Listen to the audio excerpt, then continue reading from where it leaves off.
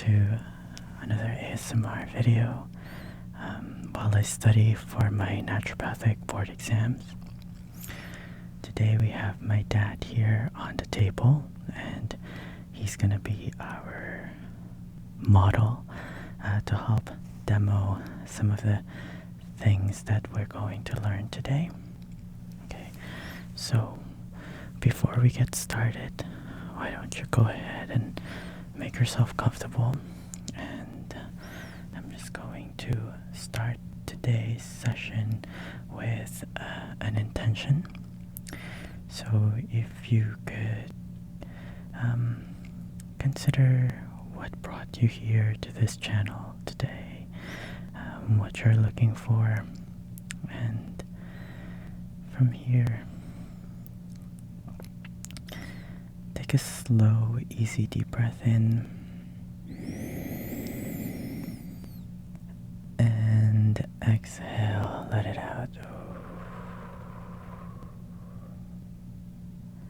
Slow, easy, deep breath in and out.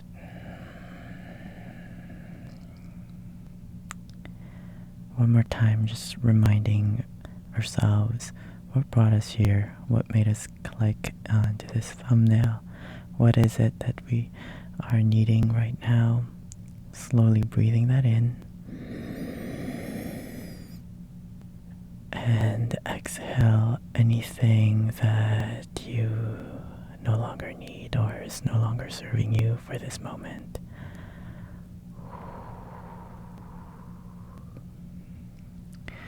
Okay, perfect. So today I have the infrared lights turned on. It's not only looks great on the video, but it's also quite therapeutic. And last time we left off with the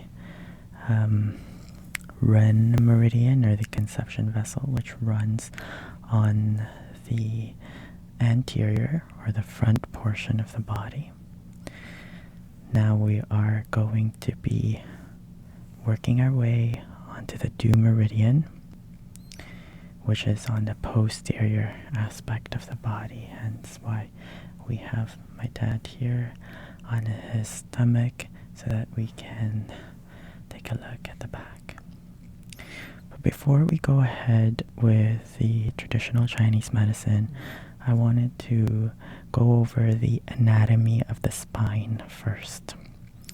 So I think it's important for us to understand the vertebra, the spinal column, before we can begin to locate the acupuncture points.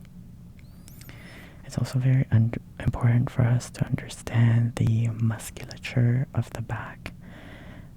As we get into some of the videos that are highly sought after, videos such as cupping and massage, which are coming soon, so stay tuned.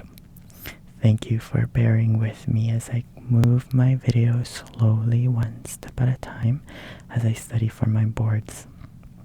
As promised, after the boards are done, we're going to be doing a lot of acupuncture as well as massage. So thank you so much for joining me in the process of this wonderful journey with my studies in naturopathic medicine. Okay, so before we start, if you have a chance to give this video a thumbs up and to share your comments in the comment section, that truly helps my work, as that's how YouTube recognizes the value of this video. So if you're able to do that before you fall asleep, that would be truly appreciated. So as I said, today's video is going to be understanding the spinal column, the vertebra, before we move on to acupuncture locating. And then after that, we're gonna dive deeper into the musculature of the back before we start doing any cupping, massage, and acupuncture. There's going to be several videos, so I really appreciate you for tuning in. Okay, so in order for us to understand the spinal column, the vertebra, I brought some tools with us. I have here my school textbook, the Atlas of Human Anatomy. As you can see, it's filled with a lot of images. And we're going to be particularly interested in the diagrams which demonstrate the vertebra, or the spine, as what it is colloquially known. Okay, so I'm just going to place this here as reference. Okay, I also brought with me, if you haven't noticed, a very popular book called Grey's Anatomy. This is a really popular TV show. I haven't seen an episode, but I hear it's good. So this is actually also a very useful tool that we can take a look at as well, with lots of beautiful imagery and text. Okay, so I'll just put this aside for now.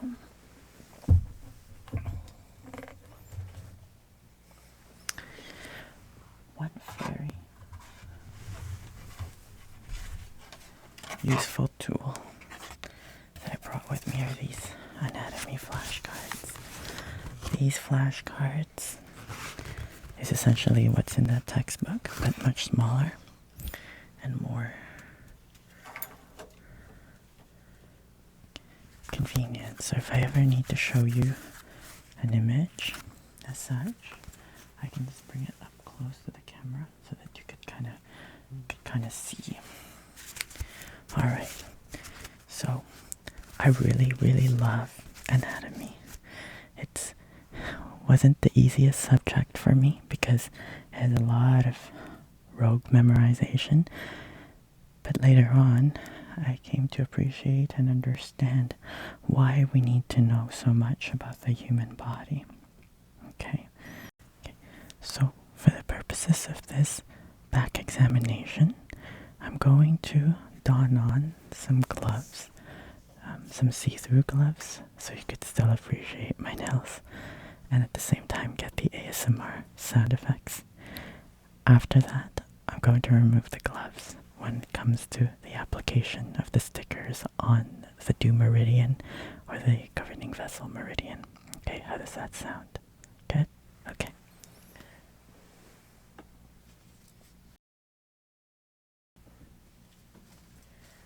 Alright. So I have some see-through gloves here.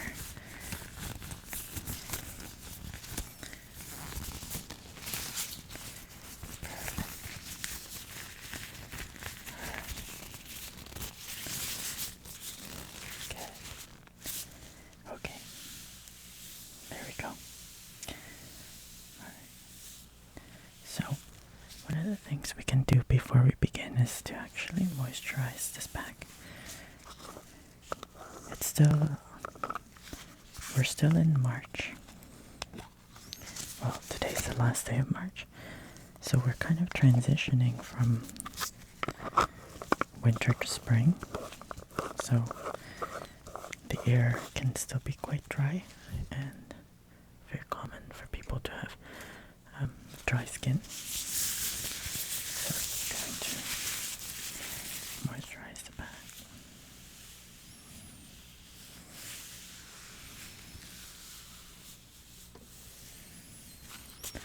This will also prepare the body for the sensation of touch. It's a very intimate experience to have someone touch your skin and your body. So I'm always very appreciative of all of the people that come to be models for my videos, because it takes a lot of courage and vulnerability to be seen especially by others who they may not know, strangers. Alright, just by doing this, I can already feel where the tension is in certain parts of the muscle, which we'll get to when it comes to our massage videos and cupping videos. Okay, so the spine, okay, runs from the base of the skull, or the occiput, right over here, all the way to the coccyx, which is the tailbone, if you so to speak. Okay, there are 33 vertebrae, 33 vertebrae, which for me is easy to remember because that is how old I am. So one spinal bone, or one vertebra, per each year in my life. We're then going to divide the vertebra into its designated sections, okay? First we have the cervical vertebra, that's the neck. The bones of the neck from the base of the skull, okay, to the thorax. That there's 7. So we call it C1 to C7. C stands for cervical, which means neck in Latin. 7 cervical bones, or cervical vertebra. On the thoracic, which is our torso, okay? Torso starts with T, and so does thoracic. There's 12, okay? So it's from T1 to T12. Okay, so far we got 7 plus 12, that would be 19, right? And then next we have the lumbar. The lumbar consists of the lower back portion, and the lower back portion tends to be quite prone to injury for a lot of people, especially as they age and lose muscle strength, particularly abdominal muscle strength, which kind of holds on to the structure of this entire abdominal region, including the back. So it's quite prone to injury, so a lot of people suffer from lower back pain. So we can also talk about how to prevent and how to manage some of these ailments. Okay. After that, 5 lower lumbar vertebra, we got 5 sacral vertebra. These sacral vertebra are fused together to form an upside down triangle. So let me see if I can find one for you. The sacrum is easy to find on yourself if you just take your hand like so and place it right below the belt line in an upside down manner. That would be the shape of your sacrum as well. But let me go ahead and see if I could find a sacral bone for you so that you could appreciate what the sacrum looks like. This is a sacral bone right here. As you can see, let's see if the camera can detect it. It is an upside down triangle, right? And in the sacral bones, we have the sacral foramina. These are little holes to which the nerve exits from.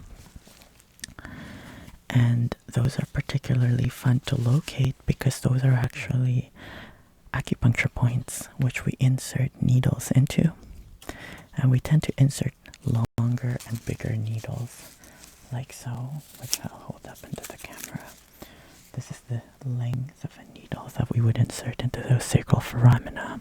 Quite deep because the gluteus maximus is quite a very large muscle that we need to penetrate in order to get to those sacral foraminas.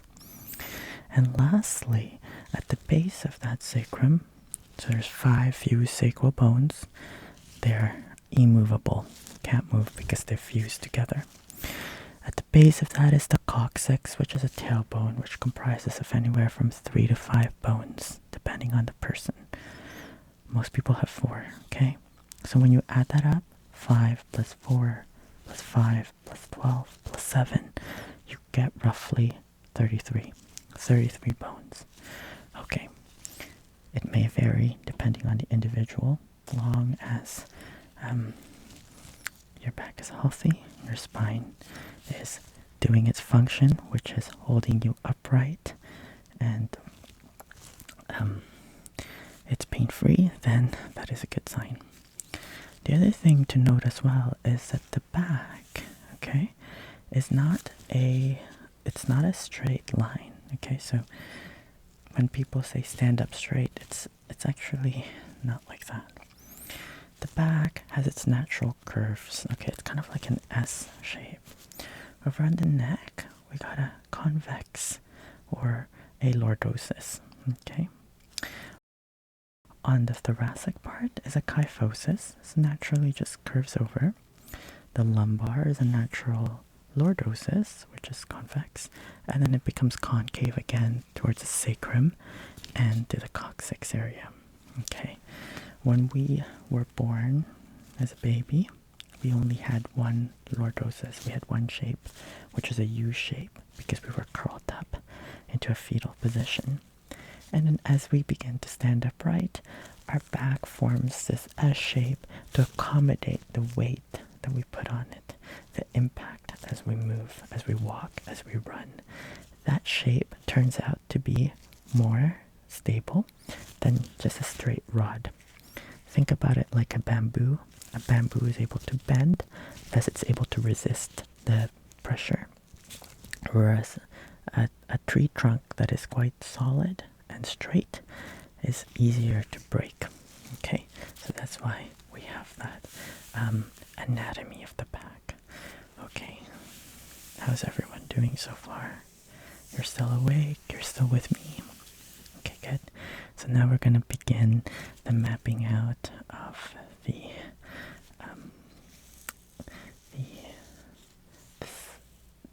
vertebra, starting from the cervical vertebrae. Okay, so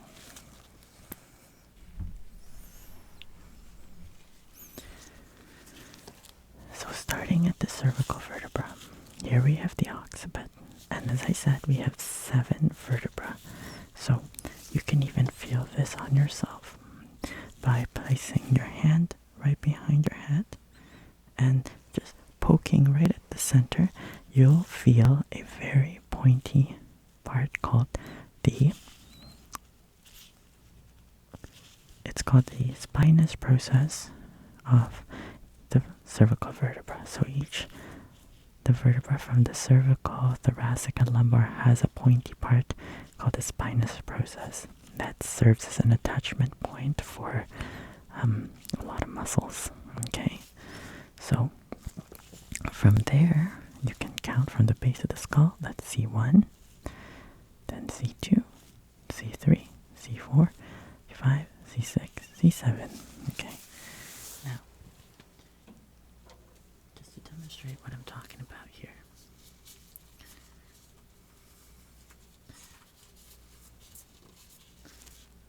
This is a perfect example.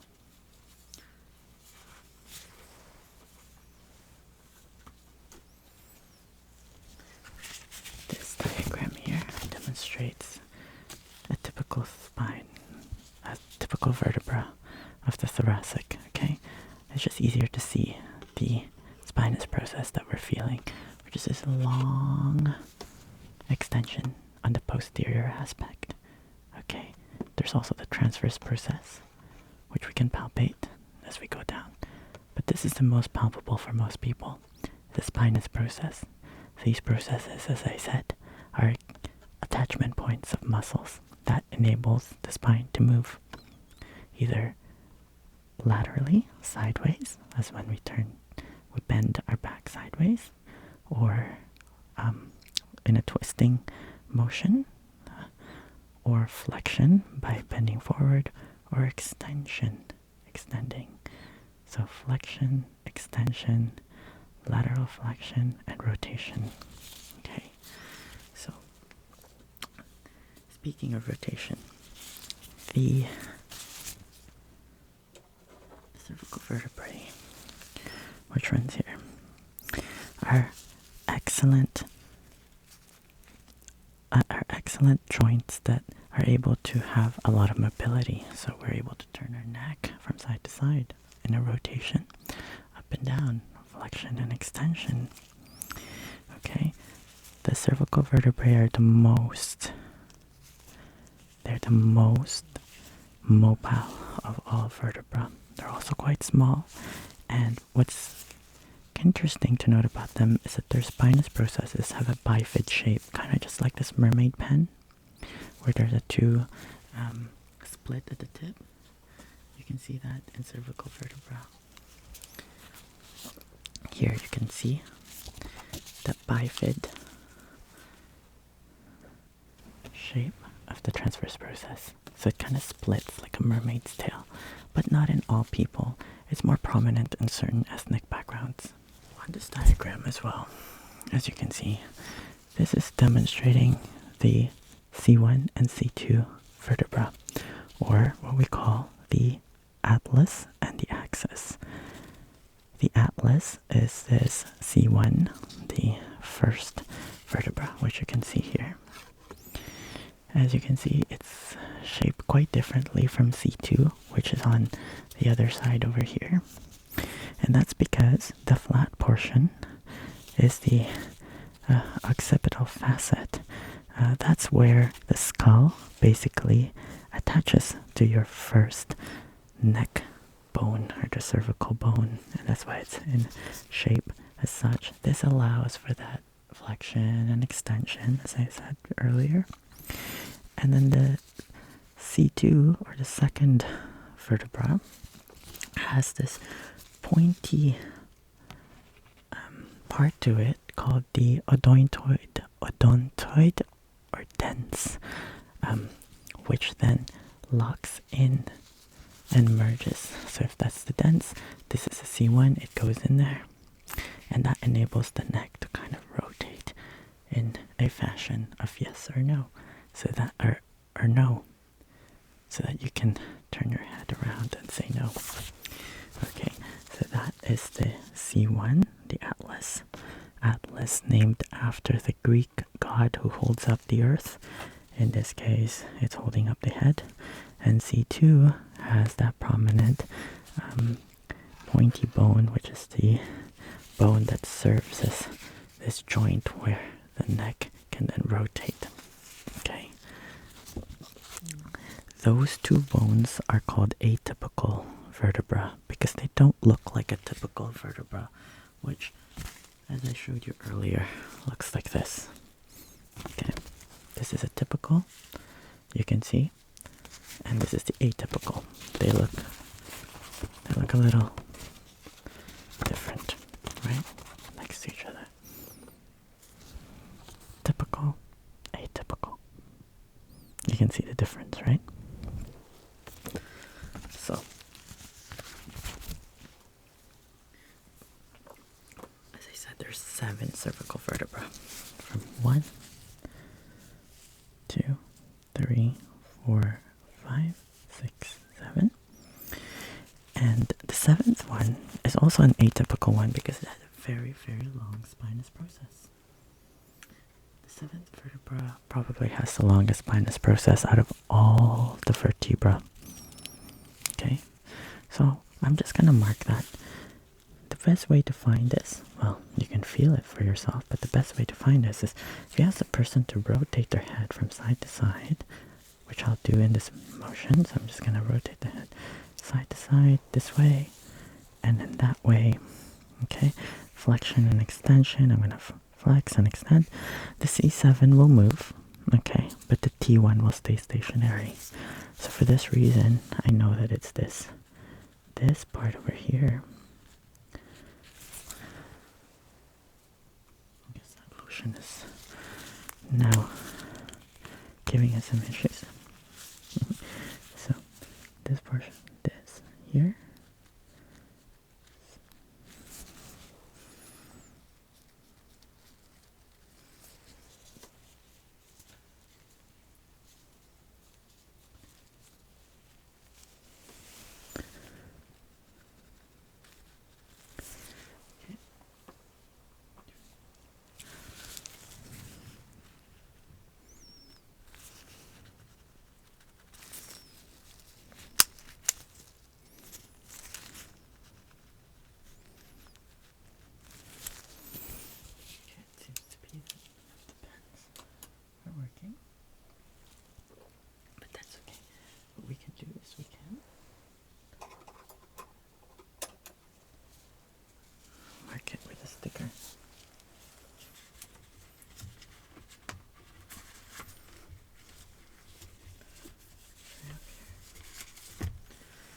so we're just gonna mark it with a sticker for now.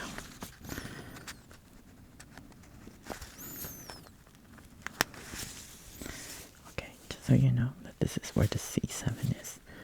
That's where the 7th from 1, 2, 3, 4, 5, 6, 7. Just right there. Perfect. Okay, then we have the thoracic. Okay, thoracic are much easier to find because they're much larger. So that's T1, T2, T3, T4.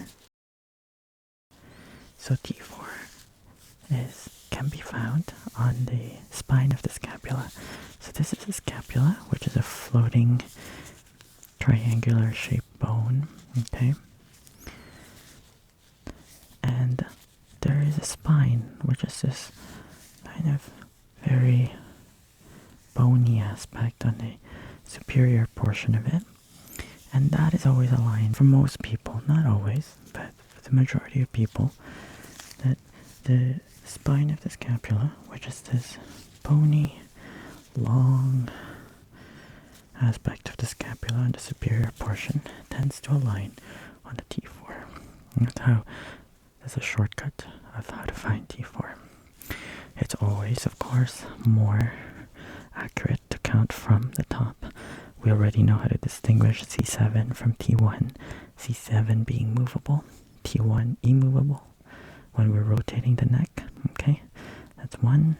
Okay, and you can feel that. 2, 3, 4. Okay, 4 right over there. Okay, so we can also mark this with a sticker. Place.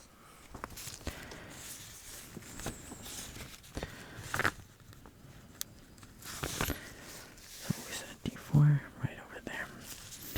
That's D4. Okay, that's an important landmark. Okay, and then we're going to work our way down. 4, 5, 6, 7. Okay, and this is T7, or thoracic 7. As I said, there's 12 thoracics, remember? And T7 tends to be aligned with the... Oopsies.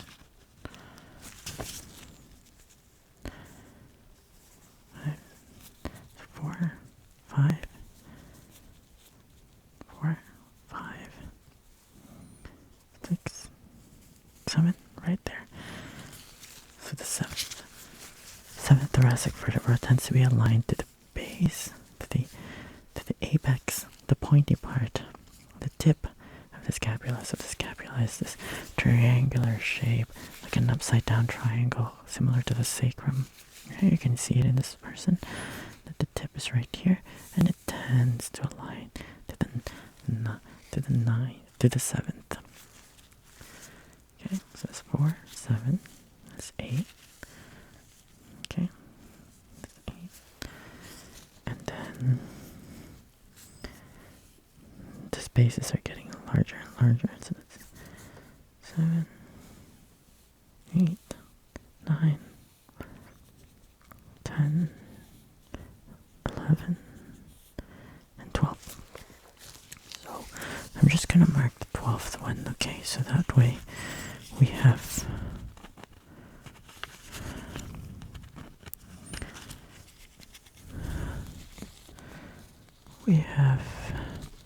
a record of where it is. So we said it's over here. 7, 8, 9, 10, 11, 12. Okay, 12 is actually a lot lower. Right over there. Alright, so we counted the 7 vertebra. We counted the 12. Okay, next we're going to count the lumbar. Or the lower back. So that's 1, 2, 3, 4, and 5. Now the interesting thing is for a lot of people that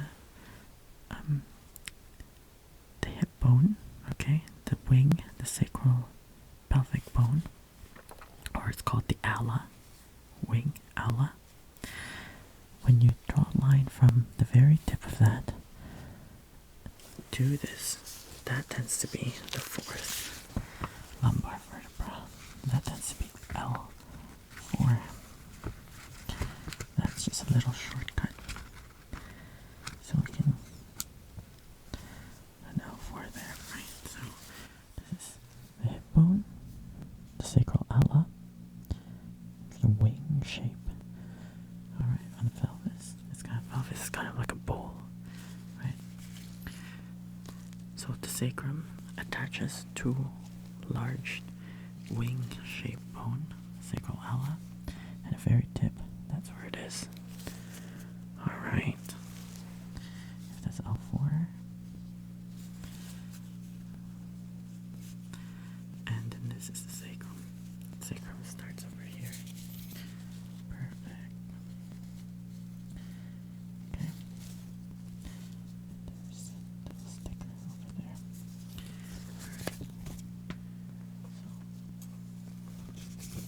So, just gonna remove this now.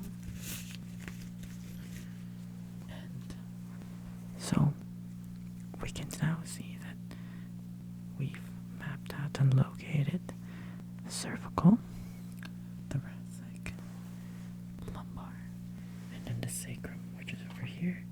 And at the very bottom of the sacrum is, as I said, the coccyx, which is a tailbone made out of fused 3 to 5 bones together. You can feel that on yourself. And that's also where the acupuncture point of the governing vessel begins. Okay. So I mentioned earlier that before we move on to the acupuncture points, I'm going to talk a little bit about back care. That is prevention of pain and pain management. A lot of people suffer from lower back pain, as I said, neck pain, and over here on the, not necessarily on the spine itself, but mostly tight muscles of the trapezius due to posture. A lot of people sit in the office, as well as the neck, poor sleeping positions, and just rigidity in general because we are not as mobile. We tend to sit in desks and move our bodies in two-dimensional ways. Okay, just forwards and sideways. Movements, just dance or yoga or tai chi or qigong allows an expression of a more three-dimensional movement, which allows us to move in many dimensions, from forward, round, sideways, and thus move our joints. Okay, that's why such practices can be helpful in terms of preventing back pain. Lower back pain tends to be associated with poor body mechanics, especially when it comes to lifting. So always suggested to lift properly, meaning lifting with your glutes and with your legs and bending your knees as opposed to bending your back when lifting, and also avoiding any twisting motions. Because if this is the spine, as you can see, this is perfect. This is the spine, okay? In between each spine is this intervertebral disc, okay? So when you look at it from a top view, as such, where's that typical spine that we just had? Oh, here we go. This disc fits right here in the body, okay, on the vertebral body. In the center of this is a jelly-like substance called the nucleus pulposus. Surrounded that is a more harder fibrous material called the annulus fibrosus. Now, over time and over lack of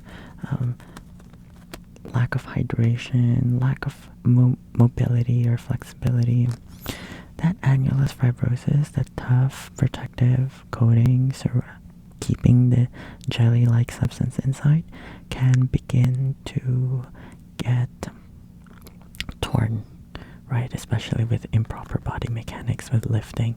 What happens, like this one is showing a tear over there, is if it tears deep enough, it'll eventually allow some of the nucleus pulposus to escape through that tear And then what can happen, so, is that the spinal cord runs in this in the spinal canal. Okay, so when you stack the vertebrae on top of each other, there is a canal which the spinal cord will travel down.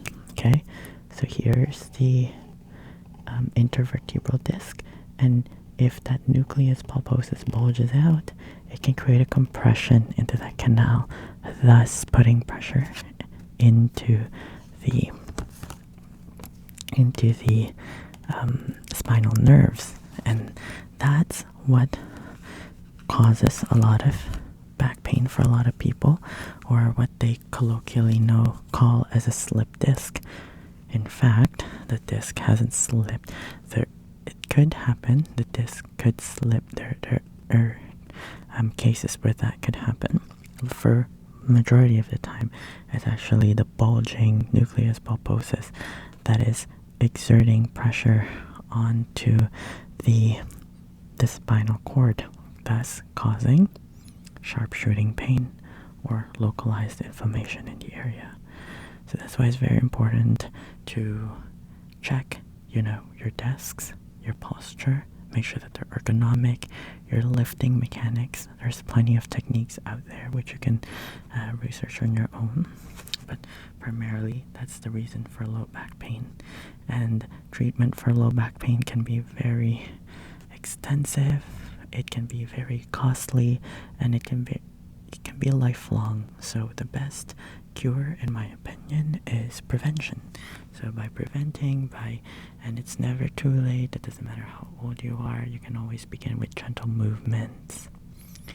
And it's often the gentle movements that are more preventative than the heavy, loaded, weighted exercises that could cause some injury as well. Okay, so mobility is always important when it comes to the health of the spine. It's very important to sleep in a posture that promotes the natural curves of the spine, as we talked about, the natural S shape. That means sleeping in a comfortable surface that you most feel comfortable, and it's been shown that either side lying tends to be the most conducive to preservation of the spinal integrity. So I think that's all I have to say regarding the spine.